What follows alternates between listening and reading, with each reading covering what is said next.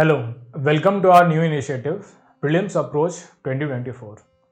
इस इनिशिएटिव का main M ये है कि आपका थॉट प्रोसेस वैसा बनाया जाए ताकि वो यूपीएससी के क्वेश्चंस के बिल्कुल क्लोज पहुंचे। और ये हम लोग कैसे करेंगे? तो उन टॉपिक्स को पहले प्रायोरिटी दी जाएगी या उन टॉपिक्स को ऐसे प्रायोरिटाइज किया जाएगा जो यूपीएससी बार बार पूछता है। और दूसरा इंपॉर्टेंट एस्पेक्ट ये होगा कि हर एक क्वेश्चन या हर एक थीम का जो पॉइंट ऑफ व्यू यूपीएससी चाह रहा है कि आप जाने, उस पॉइंट ऑफ व्यू को हम लोग अच्छे से पढ़ेंगे और उसी पॉइंट ऑफ व्यू से क्वेश्चन सॉल्व करेंगे जो पहले आ चुके हैं। इससे ये होगा कि हमारा थॉट प्रोसेस वैसा बनेगा जो कि यूपीएससी के एक्चुअल एग्जाम के बिल्कुल क्लोज पहुंच जाए।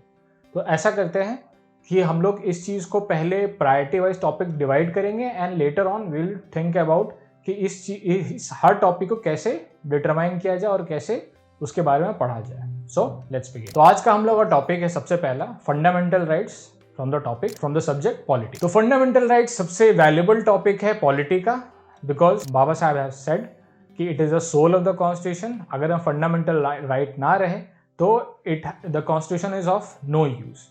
तो हम लोग आज इस चीज़ को ज़्यादा अच्छे से पढ़ेंगे और जानेंगे कि इस चीज़ को जो क्वेश्चन यूपीएससी पूछ रही है उसको सॉल्व कैसे किया जाए या किस पॉइंट ऑफ व्यू के आसपास पहुंचा जाए ताकि ये क्वेश्चन सॉल्व हो।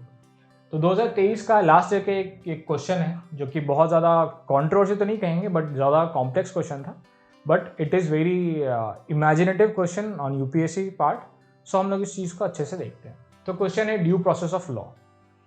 तो किसी ने भी पॉलिटी थोड़ा बहुत पढ़ा है तो there are two concept, procedure establish by law and दूसरा ड्यू प्रोसेस ऑफ लॉ। तो इसमें एक ऑप्शन भी है procedure establish by law. Controversy ये था कि ड्यू प्रोसेस ऑफ लॉ और प्रोसीजर एस्टैब्लिश बाय लॉ। जब जुडिशरी के पास पहली बार ये कॉन्फ्लिक्ट आया तो जुडिशरी ने डिसाइड किया कि it should be procedure establish by law, because article 21 में स्ट्रेट फॉरवर्ड ये लिखा हुआ है प्रोसीजर एस्टैब्लिश बाय लॉ। जब जुडिशियल रिव्यू हुआ किसी और डिकेड में इसी सेम कॉन्सेप्ट पे, तो judiciary shifted towards due process of law. दोनों में अंतर क्या है अभी समझते हैं, तभी इस क्वेश्चन को सॉल्व करने में हमें ज़्यादा आसानी होगी। प्रोसीजर एस्टैब्लिश बाय लॉ का ये मतलब होता है कि एक बार जो प्रोसीजर पार्लियामेंट ने सेट कर दिया, डिसाइड कर लिया, जुडिशरी उससे भाग नहीं सकती है। You have to read the law in that soul और इन दैट पर्सपेक्टिव ओनली। ये होगा procedure establish by law. That means any law that parliament passes can't be questioned in any form. ये हम लोगों के कॉन्स्टिट्यूशनल डॉक्ट्रिन के against जाता है, बिकॉज कॉन्स्टिट्यूशन हम लोगों का अलाउ नहीं करता है to have a parliamentary supremacy. तो जब पार्लियामेंट्री सुप्रीमेसी नहीं है तो इसका मतलब कॉन्स्टिट्यूशन हमें ये कहता है कि जुडिशरी हमेशा कोई ना कोई लॉ को इवैल्यूएट कर सकता है। तो पहले तो जजमेंट यह आया कि it is procedure establish by law.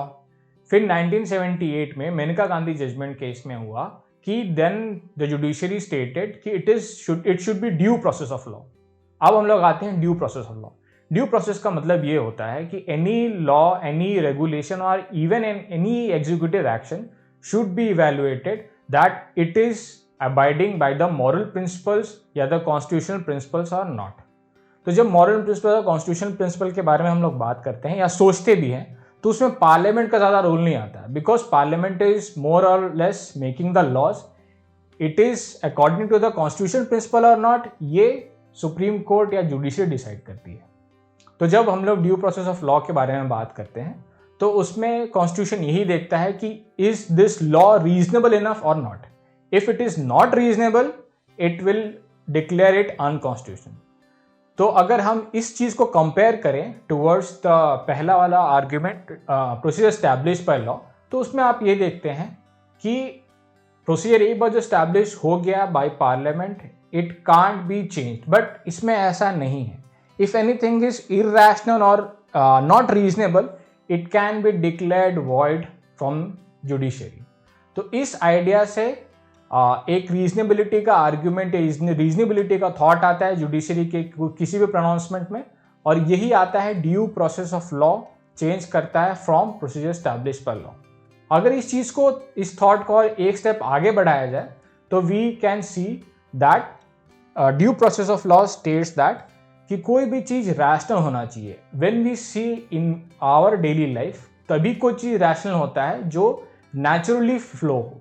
तो अगर हम लोग कोई चीज़ नेचुरली फ्लो हो रहा है या नेचर का कोई लॉ है तो उसी के बेसिस पर अगर हम लोग कोई आर्ग्यूमेंट देते हैं तो वो ज़्यादा एक्सेप्टेड होता है। तो उसी पॉइंट ऑफ व्यू अगर हम आगे बढ़ाएं तो हम लोग के पास यहाँ ऑप्शन है प्रिंसिपल ऑफ नेचुरल जस्टिस। तो principle of natural justice natural जो थॉट प्रोसेस है उसको अगर अलाउ करता है तो ठीक है, अगर नहीं करता है तो वो ड्यू प्रोसेस लॉ के अंदर नहीं आएगा। It will B sort of कि ये लॉ स्पेसिफिकली इस पर्पस के लिए बनना है। सुप्रीम कोर्ट का आर्ग्यूमेंट ये है कि अगर कोई लॉ बना है तो इट शुड बी एप्लीकेबल और उसका जो रेलेवेंस है वो कॉन्स्टिट्यूशनल प्रिंसिपल को बहुत सालों तक चले। बट अगर कोई लॉ ऐसा बनता है जो एक स्पेसिफिक रिस्ट्रिक्शन लगाए for the very limited time, it does not qualify to be due process of law because it is not rational and it is not governed by the natural justice. So इस question के लिए natural justice is the more appropriate answer. The jury is out there. जब UPSC अपना answer की जारी करेगी तब हम लोग का एक्चुअल आंसर पता चलेगा। बट इसमें फेयर एप्लीकेशन ऑफ लॉ क्यों अप्लाई नहीं होगा, इसका आर्ग्यूमेंट ये है कि फेयर एप्लीकेशन ऑफ लॉ हमेशा इक्वालिटी के लॉजिक पे लगाया जाता है when two individual are evaluated. Two individual if under the same circumstances are applicable for the same laws. अगर different individual है in the same circumstances there will be certain differences. So equality of fair application of law it is not related to due process of law. और equality before law it is a very entirely different concept. वो constitution determine करती है और ये जो concept है due process of law ये mostly judicial pronouncement से ही आता है। तो ये सारे और ये जो है the process of establishment law ये बिल्कुल ही डिफरेंट है, बिल्कुल ही अपोजिट है ड्यू प्रोसेस ऑफ लॉ के लिए, इसीलिए ये ऑप्शन सही नहीं है। तो ये हुआ फंडामेंटल राइट का पहला क्वेश्चन। अगले क्वेश्चन में चलते हैं। ये है नंबर ऑफ फ्यू अमेंडमेंट्स जो over a period of time हम लोग कॉन्स्टिट्यूशन में देखा, और जो 86th अमेंडमेंट है ये राइट टू एजुकेशन प्रोवाइड करता है। तो आप लोगों को पता होगा 42nd अमेंडमेंट को मिनी कॉन्स्टिट्यूशन बोलते हैं और 44th अमेंडमेंट बहुत सा रेक्टिफाई किया है जो रॉन्ग डूइंग्स थे 42nd अमेंडमेंट को।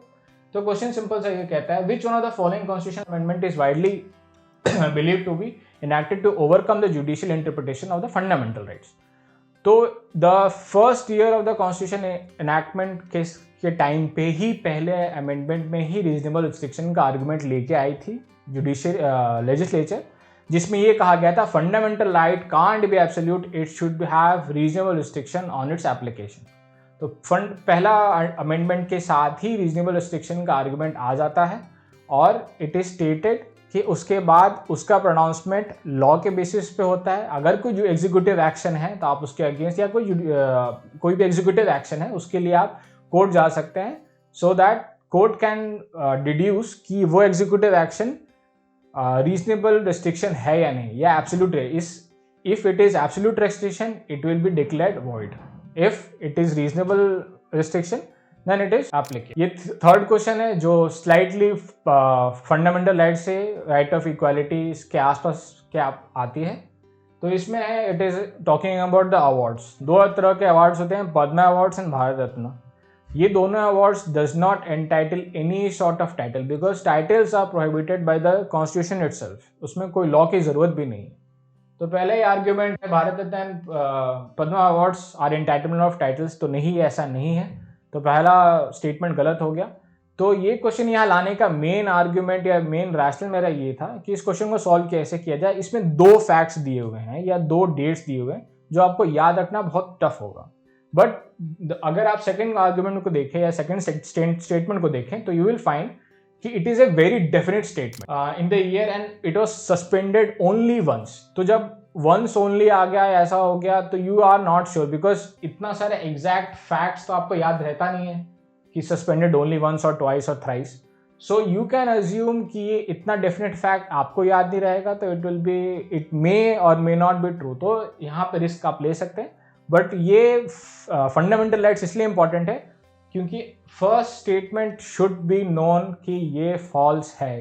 Bharat Ratna and Padmashri are not titles awarded by the constitution, it is not allowed. अब आते हैं राइट टू प्राइवेसी।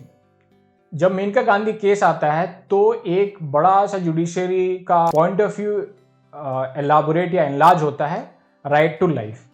उसके बाद जब वो प्रोनाउंसमेंट होने के बाद बहुत सारे आर्ग्यूमेंट्स आते जाते हैं कि what does right to life actually mean. तो वेरियस जुडिशियल प्रोनाउंसमेंट के बाद राइट टू लाइफ के अंदर right to environment, right to health, right to shelter starts go on included. And over a period of time in the recent past right to privacy भी एक argument आया, does individuals have right to privacy और नॉट। तो जुडिशरी ने ये कहा कि yes, right to privacy is definitely a fundamental right because without privacy you can't have a definite complete life। यही सेम आर्गुमेंट दिया गया था राइट टू हेल्थ के लिए, राइट टू शेल्टर के लिए, या राइट टू लाइवलीहुड के लिए। तो यही आर्गुमेंट को बढ़ाते बढ़ाते now we have right to privacy as a fundamental right. और ये किसके अंदर आता है? तो राइट टू लाइफ के लिए। बिकॉज अगर आपके पास सुप्रीम कोर्ट का ये आर्गुमेंट था, if you don't have privacy then you may not have a definite life। इसीलिए article 21 covers right to privacy। तो अगर हम लोग इन चीज़ों को रिकॉल करें तो you have to know fundamental rights का स्कोप क्या है, what are the scope in which every aspect of life can be inculcated। दूसरा है कि ये इक्वालिटी के अगेंस्ट या इक्वालिटी के प्रिंसिपल को अबाइड करता है कि नहीं, कोई एग्जीक्यूटिव या लेजिस्लेचर का एक्शन। तीसरा है कि due process of law and procedure establish और में डिफरेंस क्या है, and how are both of them different. आप डेफिनेटली इनके ओरिजिन या इनके कॉन्स्टिट्यूशनल आर्ग्यूमेंट ज़रूर पढ़िए। और तीसरा है कि अगर हम चीज़ को कंबाइन करें तो कौन से अमेंडमेंट से कौन सा राइट दिया गया था या कौन सा राइट विड्रॉ किया गया था, ये भी आपको पता होना चाहिए। तो फंडामेंटल राइट्स में ये चारों पांचों पॉइंट ऑफ व्यू आपको पता होना चाहिए for getting a better approach towards UPSC questions। Thank you very much।